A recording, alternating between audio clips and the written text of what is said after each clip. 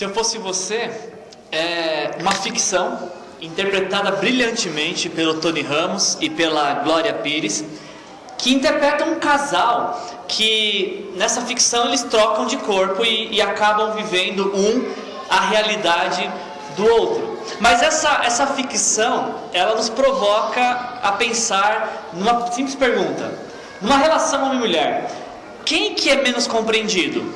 O homem ou a mulher? E só uma coisa que eu preciso falar meio urgente: não se manifestem, tá? Não balança a cabeça assim ou assim. Eu não quero ter briga aqui entre casais, eu não quero resolver DR aqui nesse momento. Então, apenas pense nas coisas que eu vou falar, tá? É só aqui, o exercício mental. Mas, numa relação homem-mulher, quem tem mais dificuldade, o homem ou a mulher? Quem que é menos compreendido, o homem ou a mulher? Eu ouvi a história de um homem que ele estava muito revoltado, ele estava muito irritado, porque ele via que ele trabalhava demais, ele se dava pela família.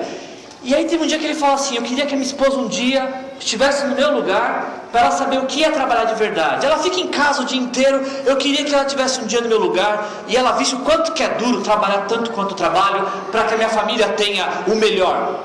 E aí esse homem, no auge da sua ira, ele fez uma oração. Ele decidiu conversar com Deus.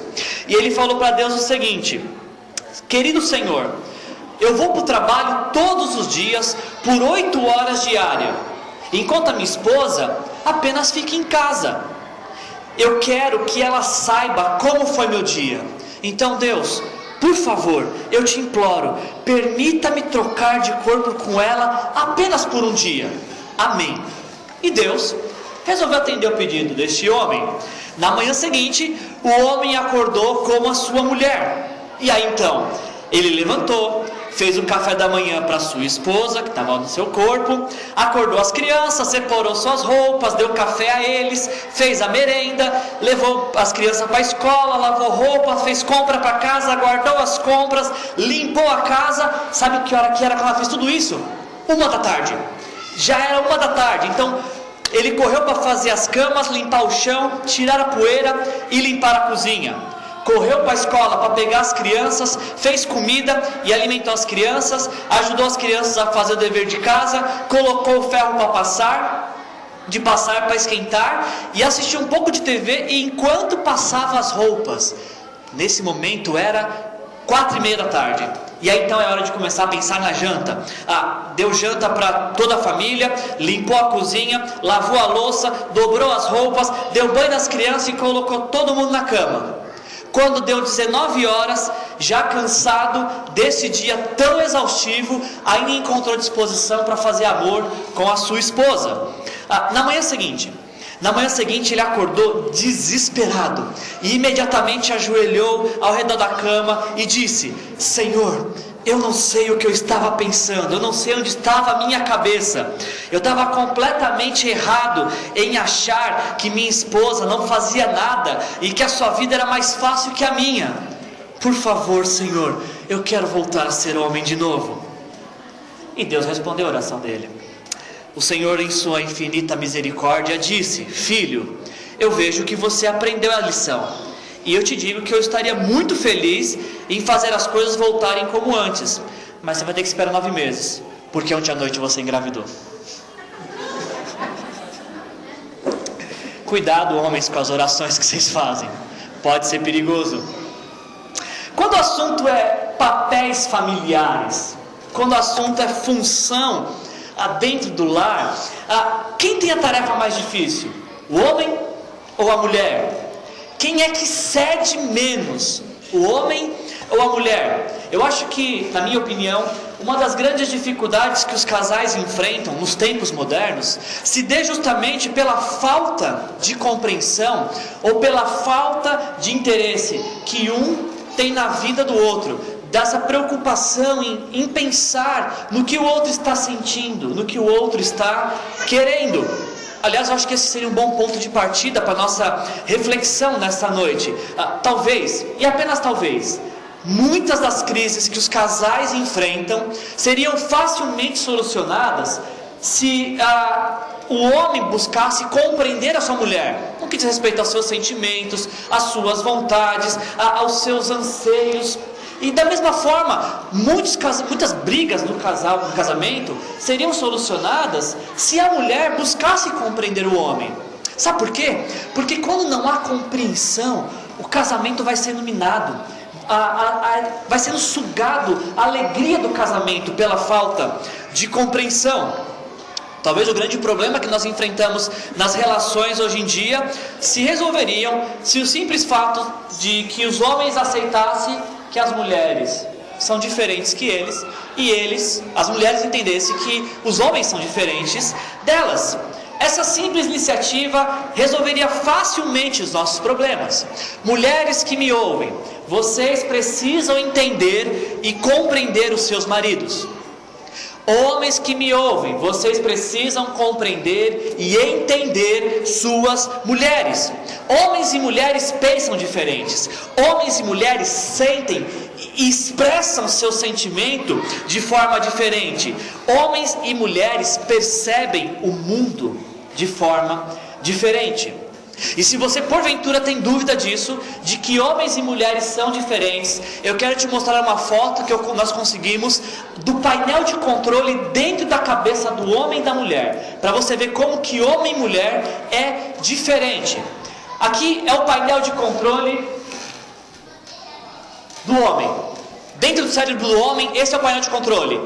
Tudo muito simples, tudo muito prático, tudo se resolve com um clique, com um único botão. Quando o assunto é sexo, um único botão é necessário apertar, o homem já está pronto, não precisa de lenga-lenga, é só um botão e ele já está pronto.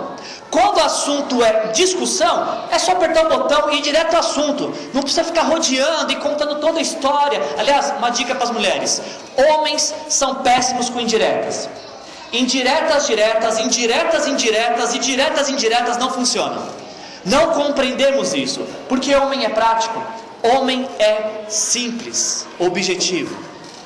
Agora, se você é homem, como eu, homens, nós estamos muito encrencados, porque este é o painel de controle da cabeça de uma mulher. É uma combinação de botões que tem que ser apertado. E uma dica para os homens: se você faz a sequência errada, sai correndo porque vai explodir. Existe uma grande probabilidade de uma explosão. Quando o assunto é sexo, não adianta chegar apertando qualquer botão, não é assim que funciona. Quando o assunto é sexo com mulheres, deve-se apertar primeiro o botão, ligar de manhã e falar que está com saudade. Logo depois, seguido pelo botão, comprar alguma coisa para provar que estava pensando e sentindo saudade. Depois o botão, chegar em casa e ajudar com as tarefas do lar. Talvez, depois disso, existe uma grande possibilidade de ter sexo, mas tem que ter a sequência correta. Quando o assunto é discussão com mulheres, não adianta ficar distraído e olhando para o vácuo. Olha no olho, eu te garanto, é mais rápido, dói menos. Seja direto, deixa ela falar tudo o que está sentindo. É mais rápido e dói menos. O que me espanta ao pensar em casamento, em relações, é que nós sabemos disso. Nós sabemos que homens e mulheres são diferentes, mas nos irritamos quando homens se comportam como homens e mulheres se comportam como mulheres. Mulheres ficam muito bravas quando homens esquecem datas e são insensíveis e não são atentos a detalhes. É por isso que esse ser tem o nome de homem. Porque homem realmente não é sensível, homem não é detalhista, homem ele tem dificuldade de estar atento, homem tem déficit de atenção. Não significa homens que não temos que ser sensíveis, não temos que ter atenção e estar atento do que nossa família precisa. Não significa. Significa que precisamos fazer um grande esforço, mas não é algo natural nosso. Homens, por sua vez, reclamam que as mulheres querem conversar por horas e horas e se emocionam às vezes até com inauguração de mercado. O mercado inaugurou e se emociona. É por isso que ela chama mulher. Porque mulher é sensível, mulher é delicada, mulher gosta de conversar e gosta de detalhes e gosta de atenção. Eu preciso deixar algo muito claro, e eu quero que você saia com uma mensagem nesta noite daqui. E a grande mensagem que a gente vai compartilhar hoje é que é possível ser feliz no casamento. Nos tempos modernos, o que a gente ouve é que não é possível ser feliz no casamento. E é por isso que existe tanta traição, existe tanto divórcio, existem tantas pessoas cada vez mais incentivando menos o casamento. Mas eu quero trabalhar com vocês a realidade de que é muito possível ser feliz no casamento. Preste atenção no que os tempos modernos nos falam sobre relação, sobre fidelidade, sobre amor. Jornal Zero Hora de Porto Alegre. Em 2012, em Tupã, no interior de São Paulo, foi registrado em cartório a primeira união entre 3 pessoas, o que está sendo chamado agora nos tempos modernos de poliamor. Há também os que fazem do Estado Civil uma militância, são os ERRELIs, a leitura da sigla RLI, que significa Rede de Relações Livres. Fundado em Porto Alegre em 2006, o grupo se expandiu para São Paulo e, pasmem, acumulam mais de 1.000 integrantes na capital. E aí eles organizam espaços para debates, além de palestras sobre como ter um relacionamento livre. Ou seja, ao invés da fidelidade, da monogamia, existe um grupo que está falando de uma relação livre. A psicanalista e escritora Regina Navarro Lins, que é autora do livro autora de O Livro do Amor, ela lembra que ao nascermos nos deparamos com comportamentos estabelecidos como corretos pela sociedade, e na idade adulta isso gera um sofrimento enorme. E aí olha o absurdo que essa psicanalista dos tempos modernos diz. A psicanalista prevê, nos próximos 10 ou 20 anos, abrir o relacionamento será uma tendência. Segundo Regina, as pessoas não buscam o outro porque tem um vazio ou porque o sexo com o parceiro não está legal, mas sim porque variar é bom. Essa é uma das falas do tempo moderno. Variar é bom. Só que eu e você precisamos ter muito firmes no nosso coração de que isso é mentira. Nunca foi a vontade de Deus variar. Deus sempre foi muito correto e direto, e quando Ele instituiu o casamento, não era para que houvesse variações. Isso é uma das mentiras que ouvimos nos nossos dias, porque é muito mais fácil variar do que permanecer e lutar e insistir pela relação.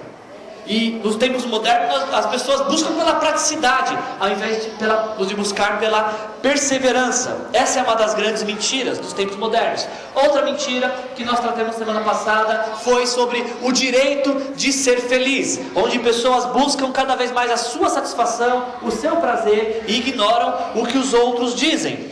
Nos tempos modernos é dito que é mais fácil ser feliz sozinho ou em outro relacionamento do que no relacionamento atual. Olha só o que diz Folha de São Paulo do dia 26 de fevereiro de 2012.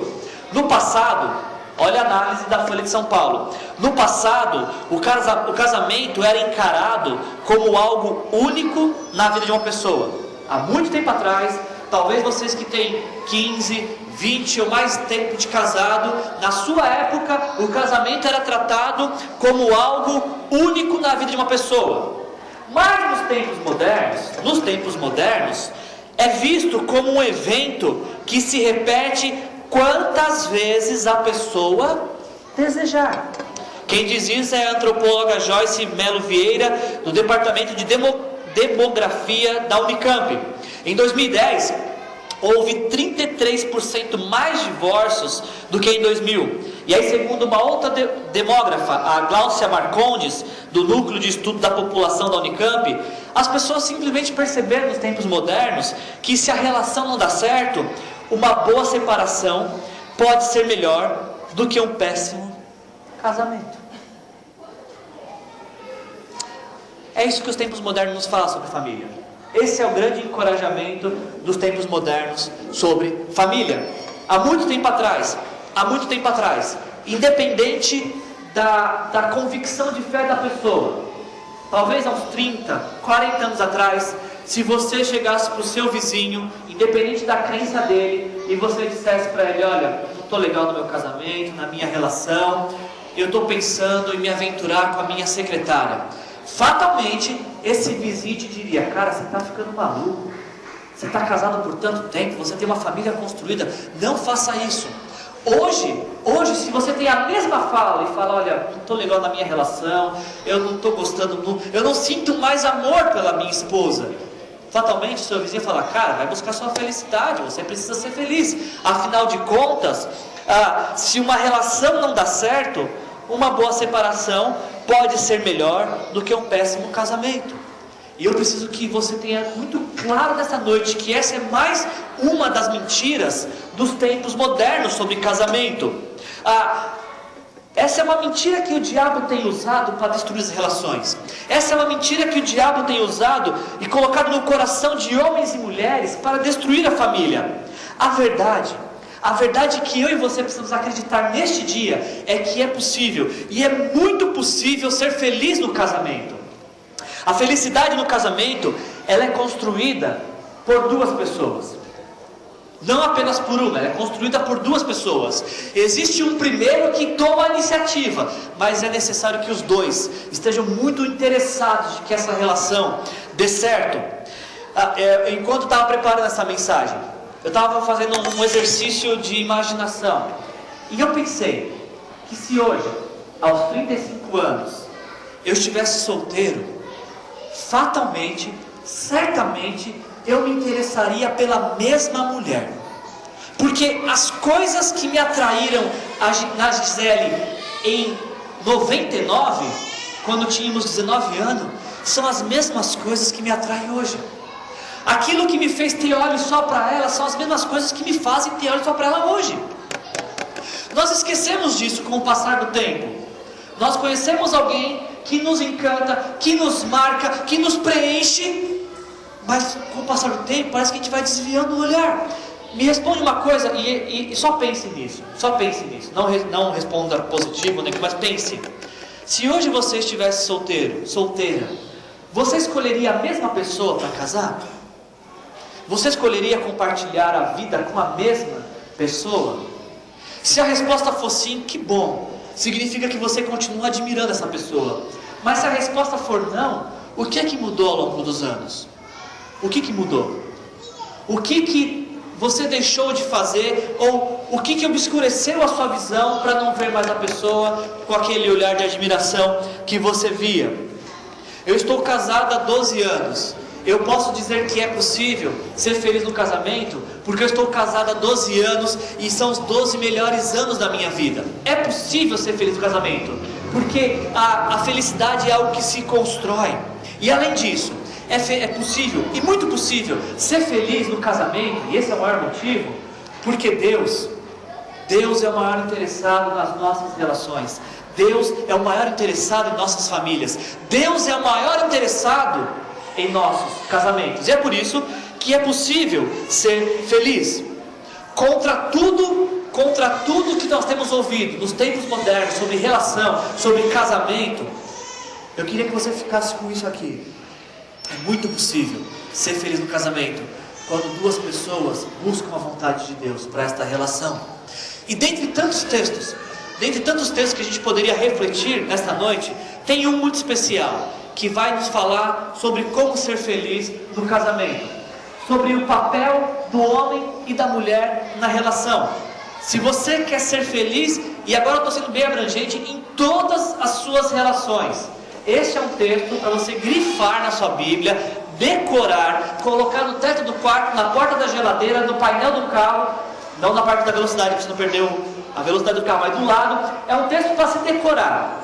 E eu tenho absoluta convicção de fé, de que se esse texto que vamos observar agora for a sua prática de vida, você vai experimentar um novo tempo de Deus nas suas relações. Se você quer ter uma família feliz, me acompanhe na leitura de Mateus, capítulo 7, versículos de 7 a 12. O que se espera de um homem na relação?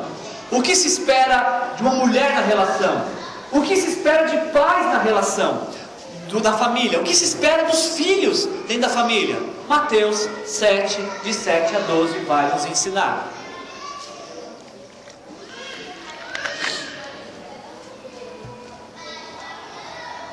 Mateus capítulo 7, versículos de 7 a 12, nos dizem assim: palavras do nosso Senhor Jesus: peçam e lhes será dado, busquem e a promessa é que vocês encontrarão, batam e a porta lhes será aberta.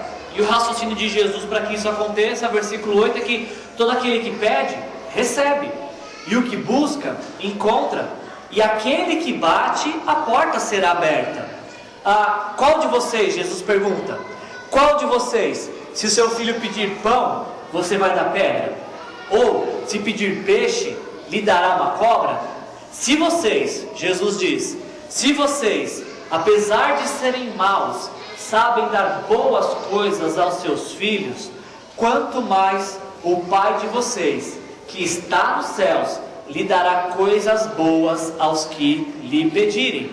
E aí o versículo que a gente vai dar bastante ênfase nessa noite, o versículo 12, assim, em tudo, façam aos outros o que vocês querem que eles lhes façam, porque esta é a lei e os profetas. Até aqui. Mateus capítulo 7, ele está dentro de um contexto. Capítulo 5, 6 e 7 é aquilo que nós chamamos de Sermão da Montanha, um período em que Jesus trouxe vários ensinos para a população. E nesse período de conversa de Jesus, no capítulo 5, 6 e 7, Jesus ele passeia por vários temas. Ele vai falar sobre vários temas. Ele vai falar, por exemplo, sobre as bem-aventuranças. Jesus vai falar sobre adultério. Jesus vai falar sobre vingança. Jesus vai falar sobre os anseios, sobre a ansiedade na vida. E aí a gente chega no capítulo 7, quando Jesus ele está terminando o Sermão da Montanha, e aí então ele enfatiza sobre a importância da persistência da oração. Nas palavras de Jesus, Jesus nos ensina que todo aquele que pede, todo aquele que pede, recebe, o que busca, encontra, e aquele que bate, a porta será aberta. Eu não conheço bons relacionamentos que não tenham sido antecedidos por muito tempo de oração. Todo bom relacionamento tem como base, como fundamento, a oração, o pedido de que Deus possibilite, de que Deus abençoe, de que Deus faça algo acontecer. Bons relacionamentos são frutos de horas de oração. Deixa eu te fazer uma pergunta: quanto tempo você passa por dia orando pela sua família? Quantas vezes na semana você tira um tempo para abençoar as pessoas da sua casa? Bons relacionamentos são frutos de muito tempo de oração, dessa intenção de estar se lembrando do outro em oração. O tempo que nós dedicamos em oração aos nossos relacionamentos vai demonstrar de fato o nosso interesse em nossas relações. Mas não podemos parar na oração. A oração é um dos elementos para que haja uma família feliz. Jesus ele vai fazer uma analogia, falando que o porquê que temos que orar. Porque quando pedimos algo a Deus, algo bom, Deus nos dá de acordo com a sua boa vontade. Agora, um versículo que nessa preparação me chamou muita atenção, e pensando sobre relações familiares, é o versículo 12, onde Jesus diz assim: em tudo, absolutamente em tudo, faça para os outros aquilo que você deseja que eles te façam. Jesus ele encerra essa perícope de oração, e trazendo para a nossa realidade de família, ele diz que nós devemos fazer exatamente para o outro aquilo que esperamos que o outro nos faça. Perceba que a construção de um relacionamento feliz, ela não está baseada na passividade, ela está baseada na proatividade, em fazer algo, não só ficar verbalizando. Não é só questão de jogo de palavras, está implícito também a oração, a ação para que isso aconteça, a iniciativa de fazer pelo outro o que eu espero que o outro faça por mim. Agora, isso não soa um pouquinho estranho para você?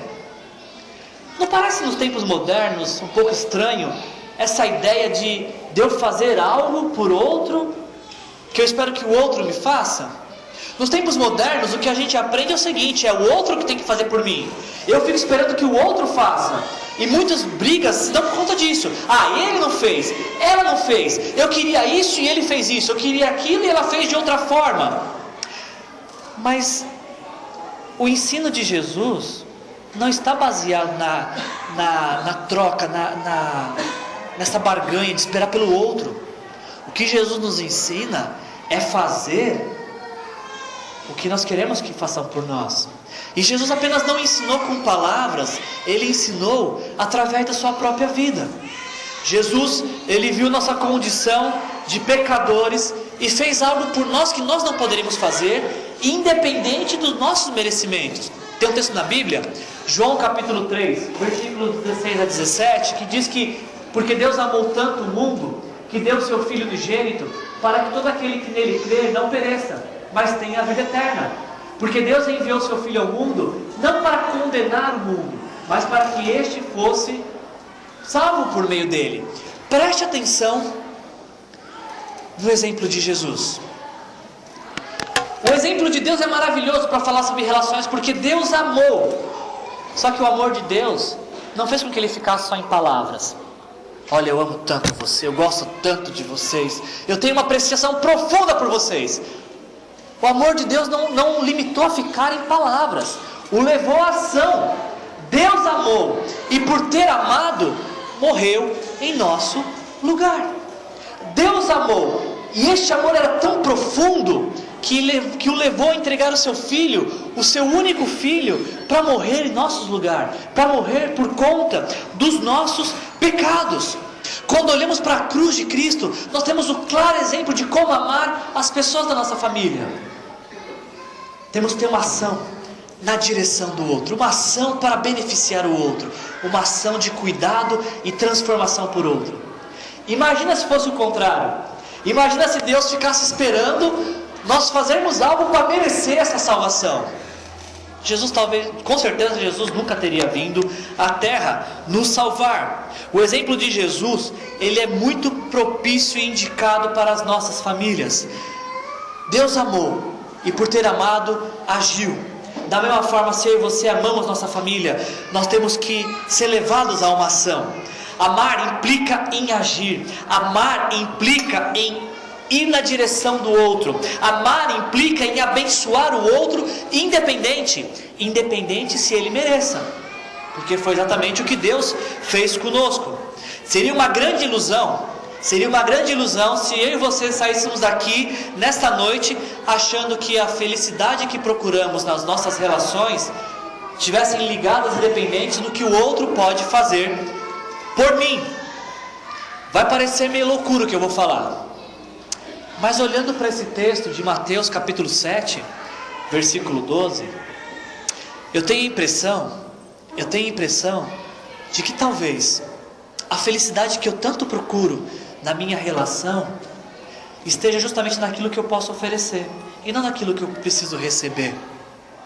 Eu sei que nos tempos modernos pode parecer loucura isso, mas esse texto de Mateus 7,12, ele me diz que se eu tratar a minha esposa do jeito que eu quero ser tratado, então eu terei o melhor casamento que eu conheço, porque eu tenho que fazer para ela o que eu gostaria que ela fizesse por mim. Tenta imaginar como seria a vida se nós agíssemos assim, se nós sempre pensássemos em fazer pelo outro o que a gente gostaria que o outro fizesse por nós. Como seria a nossa vida? Como seriam as nossas relações? Esse é o ensino de Jesus: faça por outros aquilo que você espera que eles façam por você. Agora, se você tem um pouco de maldade no coração, se você é um pouco maléfico, você está pensando assim: já sei o que eu vou fazer. Amanhã eu vou ser uma lady, vou ser um gentleman, eu vou fazer de tudo para agradar o meu cônjuge. E os outros dias você não vai fazer nada? Você está achando que fazendo um único dia já está garantido e suficiente? Se você pensou realmente nisso, eu não estou lendo a mente de ninguém, tá? Não estou lendo a mente de ninguém. Mas se porventura passou isso no seu coração, não, vamos fazer uma vez, para ver o que vai dar. Você não entendeu nada da mensagem, amanhã eu te recomendo ir até o YouTube da igreja e ouvir a mensagem de novo. Porque fazer pelo outro, o que a gente espera que o outro faça por nós, não é algo, um ato isolado na vida. É algo constante. É algo que temos que fazer todos os dias e adotar como uma prática de vida. Sempre pensar, como é que eu posso fazer a minha esposa feliz? Como é que eu posso fazer o meu marido feliz? Como é que eu posso fazer os meus filhos felizes? Como é que eu posso fazer meus pais felizes? Um grande exemplo que a gente tem disso, eu quero te provar do que eu estou falando. Um grande exemplo que a gente tem disso é poupança. Só tem dinheiro para sacar quem deposita, quem faz depósito. Se você depositar a exorbitante quantia de R$100 na poupança amanhã, daqui 10 anos, esse vai ser seu único depósito. Você vai na poupança, deposita R$100, seu único depósito. Nunca mais se faz nenhum depósito. Depois de 10 anos, sabe quanto que você vai ter na poupança? A exorbitante fortuna de R$160. Você não fez depósito, você não tem muito para sacar. Você não tem nada para sacar, na verdade. Na relação é uma coisa. Se nós não fazemos depósitos, nós não temos nada para sacar. Não adianta chegar na pessoa e querer extrair alguma coisa, ter alguma coisa, porque não fizemos depósito. Não depositamos nada. A ideia aqui não é fazer um ato isolado de bondade, fazer um dia só pelo outro, o que a gente espera que o outro faça por nós, e está tudo certo. Não, é que nem poupança, é investimento a longo prazo. E há uns juros muito mais baixos que da poupança. Por isso tem que ser feito muitos depósitos. Eu vou dar um exemplo para você. Você que é homem, presta atenção em mim aqui, um minutinho. Se você quer ter uma família feliz, se você quer ter uma esposa feliz, faça grandes depósitos, grandes investimentos na vida dela. Chegando em casa, você não falou com a sua mulher o dia inteiro, você não conversou com ela, você entrou em casa, você nem falou com ela. Você não adianta você esperar uma mulher feliz, porque você não fez nenhum depósito. Agora o contrário, durante o dia liga para ela, fala que está com saudade. Chegando em casa, dá um beijo na boca dela, daquele de tirar o ar, o fôlego dela. Chega em casa e fala para ela assim: nossa, você está mais linda e cheirosa do que eu esperava que você estivesse. Estou apaixonado por você. Ela vai parar assim, ela vai ficar pensando: linda, cheirosa. Eu gostei desse homem, está aí. Um homem de fé, ele consegue ver aquilo que só Deus vê. É investimento, é depósito. Elogie, fale palavras de apreciação. Da mesma forma as mulheres, se quando o seu marido chega em casa, quando você encontra com ele, a única coisa que você tem para fazer é reclamação, reclamar que tudo está ruim, o dia está muito sol, está muito frio, a casa tem goteira, não tem goteira, essa mobília está velha. Se você só sabe reclamar da vida, tudo está ruim, a sua melhor amiga é a murmuração, não adianta esperar encontrar um marido feliz, porque você não depositou nada. Agora, de maneira contrária, quando o seu marido chegar, fala para ele assim: nossa amor, é impressão minha ou você está mais forte hoje? Você saiu de manhã de um jeito e voltou mais bonito, o que está acontecendo? Aí você encosta na parede, dá um beijo na boca dele, deita ele assim no seu colo, dá um beijo na boca dele. O seu marido vai pensar assim: forte, bonito. Eu sei que ela está exagerando, mas eu gostei demais disso. Você vai ver como que a sua relação, o seu casamento vai mudar. Por quê? Porque você está fazendo investimento. Aliás, investir na família é o melhor investimento que nós podemos fazer. É o único investimento realmente que vale a pena. Investir em pessoas. O problema que a gente encontra é que a gente não quer investir, a gente quer receber, a gente quer obter lucros de investimento que nós estamos fazendo. O grande encorajamento dessa mensagem é: invista em suas relações.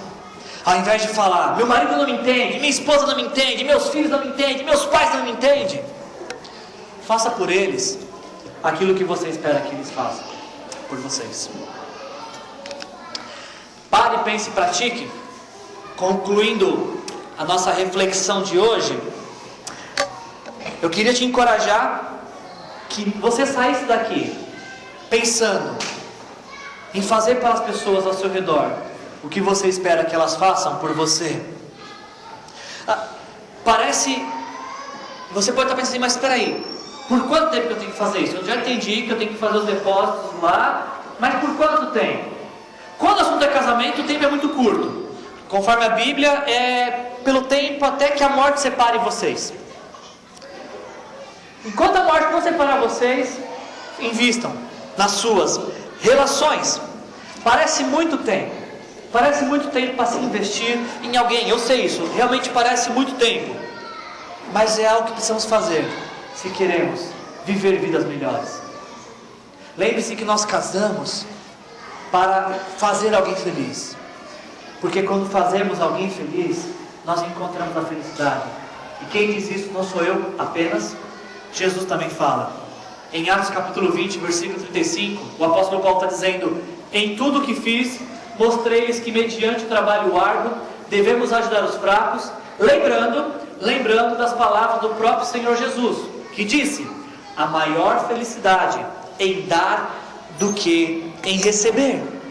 É muito provável que a felicidade que você tanto procura não esteja naquilo que você quer receber, mas naquilo que você pode dar.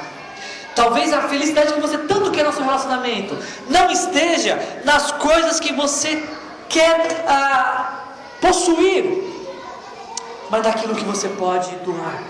Talvez a felicidade que falta no seu lar não estejam baseadas nas coisas que estão faltando, mas naquilo que você está retendo, naquilo que você está deixando de dar. Casamento é um investimento a longo prazo. Vocês me veem vindo aqui falando sobre casamento, falando sobre família. Não pensem vocês que eu também não preciso fazer investimentos na minha família.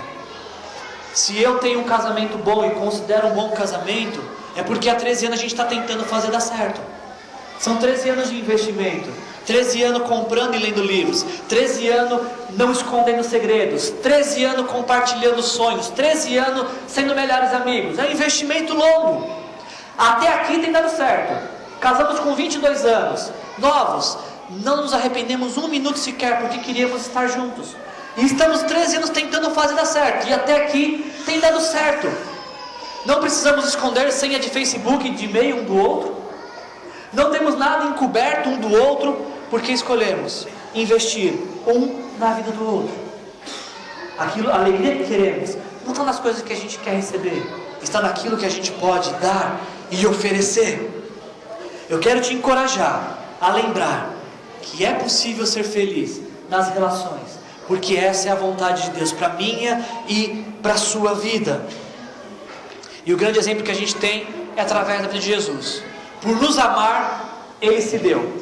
Por nos amar, Ele se entregou. E ao invés de esperar algo em troca, Jesus se entregou, morreu na cruz por nós, ressuscitou, sem saber como seria a nossa reação. Lembre-se do exemplo da cruz, o investimento sem esperar nada em troca. Eu finalizando agora, eu não quero que vocês apenas saiam com coisas conceituais aqui. Eu quero que vocês levem coisas práticas. Eu quero que vocês pratiquem essa mensagem. E existe uma forma de vocês praticarem essa mensagem. Olha só o que diz esse texto aqui. Efésios capítulo 5, versículo 33 e o capítulo 6, versículo 1 e 4. Diz assim: portanto, cada um de vocês também ame a sua mulher como a si mesmo, e a mulher trate o seu marido com todo respeito. Filhos, obedeçam a seus pais no Senhor, porque isso é justo. E pais, não irritem seus filhos, antes criem-nos segundo a instrução e o conselho do Senhor. Você que me ouve, você quer ter uma família feliz? Então você vai fazer o seguinte exercício nesta semana. Quantos homens casados estão aqui? Levante a mão, por favor. Fica a mão segurada. Os homens casados, eu quero olhar bem para vocês. Homens casados, esse é o exercício que vocês vão fazer essa semana. Pode baixar a mão. Homens casados, vocês vão perguntar para suas esposas essa semana: meu amor, linda, maravilhosa, chiquérrima, o que eu posso fazer para que você se sinta mais amada? Você vai fazer esse exercício. Se você quer uma família feliz e quer pôr em prática essa mensagem, você vai chegar em casa hoje, colocar as crianças para dormir mais cedo, porque a conversa vai ser longa, mas vai ter seus benefícios depois. E você vai perguntar para sua esposa: amor, o que eu posso fazer para que você se sinta mais amada? Porque é isso que Efésios capítulo 5, versículo 33 diz, que a mulher, ela deseja ser amada. Mulheres casadas, quantas mulheres casadas estão aqui? Levante a mão, por favor. Quero olhar para vocês. Mulheres casadas, ok? Vocês vão chegar em casa e falar: amor, fortão, musculoso, bonitão, o que eu posso fazer para que você se sinta mais respeitado? Conforme Efésios 5,33, o homem tem a necessidade de respeito. Isso afirma a masculinidade dele, que ele é o chefe do lar. Então, mulher, você vai chegar em casa hoje, colocar as crianças para dormir. Com o homem vai ser rápido, só bater o botãozinho, lá é coisa rápida. E você vai perguntar para ele assim: olha, o que eu posso fazer para que você se sinta mais respeitado? Eu tenho te respeitado? Como é que eu posso te respeitar mais? E não acabou por aqui. Quantos aqui são filhos? Levante a mão. Você que não levantou a mão, você nasceu como? Só para me saber. Ok. Vocês que são filhos, vocês vão perguntar para os seus pais. Conforme Efésios 6:1, os filhos têm que honrar os pais. Então, filhos, perguntem para os seus pais: pai e mãe, o que eu posso fazer para que vocês se sintam mais honrados? Lembre-se que a gente está falando de fazer pelo outro o que a gente espera que o outro faça por nós. Então você vai chegar em casa, antes do seu pai e sua mãe se trancar no quarto, fala: pera, não se tranca ainda não, tem uma coisa importante para falar. Como é que eu posso honrar mais a vocês? E finalizando, em homenagem ao Dia dos Pais, pais homens, pais que têm filhos, vocês perguntarão para os seus filhos: filho, o que eu posso deixar de fazer para não te irritar? Filho, eu não quero mais te irritar, não quero viver em conflito com você. O que eu posso fazer? O que eu faço que te irrita que eu poderia deixar de fazer?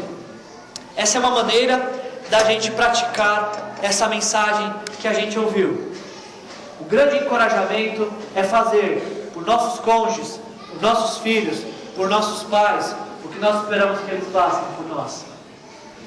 O retorno, não posso garantir que o retorno é imediato. Não posso garantir que o retorno é imediato. Mas a garantia é certa. Porque você estará fazendo algo contando com a ajuda de Deus. Nunca o investimento na família vai ser em vão. Porque investir na família é justamente investir naquilo que Deus valoriza, naquilo que Deus ama. Feche seus olhos, vamos orar.